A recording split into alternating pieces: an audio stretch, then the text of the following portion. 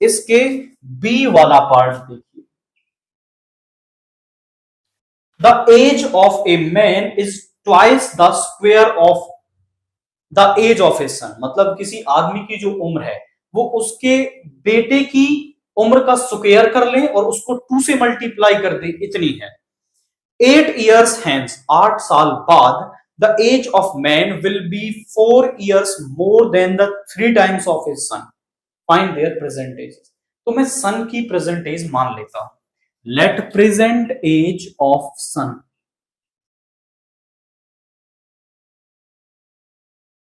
वो मैंने मान ली, दैट इज x ईयर्स, कि सन की जो प्रेजेंट एज है वो x ईयर्स है।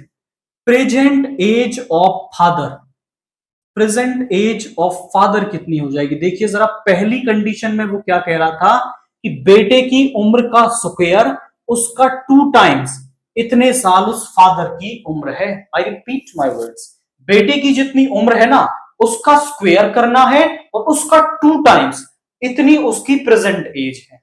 अब जो अगली कंडीशन है वो आने वाली है 8 साल बाद की उम्र पे, तो हम यहां पे लिख लेते हैं after 4 years, I am sorry 8 years, after 8 years son age.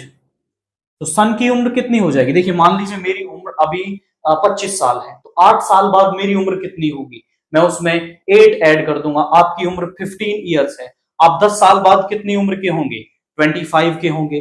तो जितने साल बाद की पूछ रहा है उतना हम उसमें ऐड कर देंगे। तो यहां पे x है, x प्लस 8 साल बाद, x plus 8 years, after 8 years father की एज कितनी हो जाएगी? अभी कितनी है उसकी? अभी उसकी उम्र है 2x स्क्वायर और प्लस में 8 इयर्स हो जाएगी। अब अकॉर्डिंग टू क्वेश्चन हम करें कि 8 साल बाद उनकी उम्र में क्या कंडीशन बन रही है?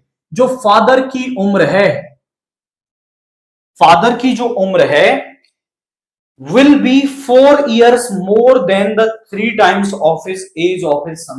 सन की एज का 3 टाइम्स कर दें और उसमें 4 ऐड कर दें, तब वो फादर की एज के इक्वल बनेगी। आई रिपीट माई वर्ड्स कि फादर की जो एज है वो सन की एज का 3 टाइम कर दें, उसमें 4 ऐड कर दें, तब उसके इक्वल बनती है। तो दोनों को इक्वल करने के लिए मैंने ऐसा कर लिया।